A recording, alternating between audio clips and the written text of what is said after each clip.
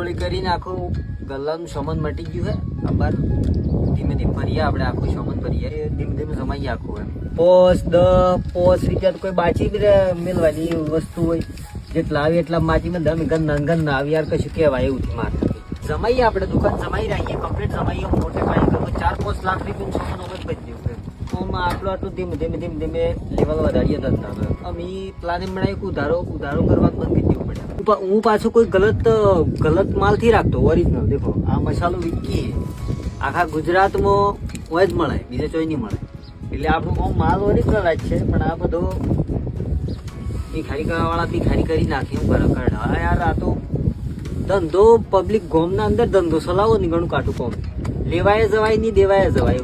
હું કોઈ હેલ્પ સામાન નથી રાખતા. આપણે આપણી દુકાનમાં સબ સામાન મળી જાય એમ બધું. ચા મળી જાય, ખોડ મળી જાય, મોરસ મળી જાય, પણ ઉધારે આવવાનું બધ. આગળ ધંધો હેઠાડો પડે, સીઓ બેરો જીવાડો પડી.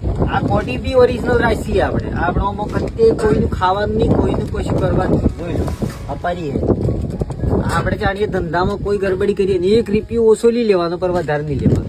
ઈમાનદારીના ધંધા ચલાવવાના હોય આપણે આટલું બધું સારું કરીએ પણ લોકોને એવું લાગે કે પૈસા વધારે લઈ લે. આપણે ઓરિજિનલ વસ્તુ આવીએ ખોટું, લોકોને એવું લાગે પાછો માથે કે ઉધારો કરવાનો.